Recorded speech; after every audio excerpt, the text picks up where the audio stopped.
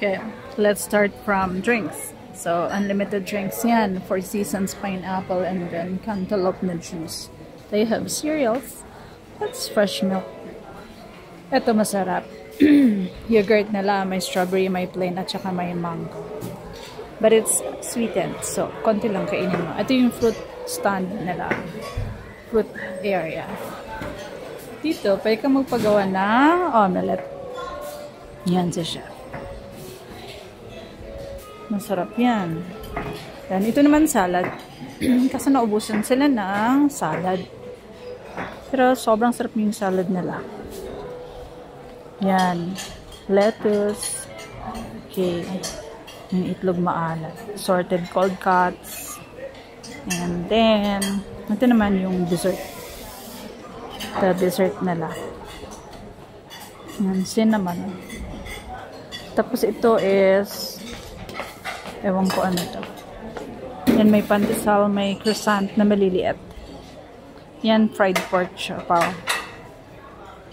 Tapos, they have different kinds of bread. Yan. Gusto, akala ko lumpiang, ano pala, turon, banana. Then, meron sila ditong gusto ko ng congee. Yan, congee. Tapos doon naman, mani. Yan. This here, bagnet. Tas, yan yung, masarap to. Tas, yan, nakakat na. Ito, natuwa ako. Kasi masarap din. Ham. Lalo na yung may taba-taba. Corned beef. Yan siya. Corned beef with some hash brown. Fried chicken, may sauce. Ito siya, bulad. Sarap yan, with suka. Bangos. And ampalaya. Then you have plain rice and then garlic rice. Dito naman, on this side, merong masarap na beef.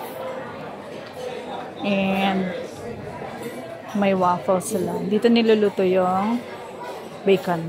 Masarap yung bacon, lalo na pag crispy.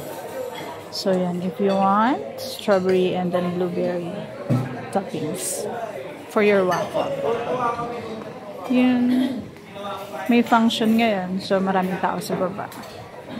Fruits is unlimited. Everything is unlimited. Yung pinaka-best talaga nila na na-enjoy ko sobra is ang kanilang hot chocolate. Yan. Sobrang sarap. Native hot chocolate. Di ba rin? Masarap.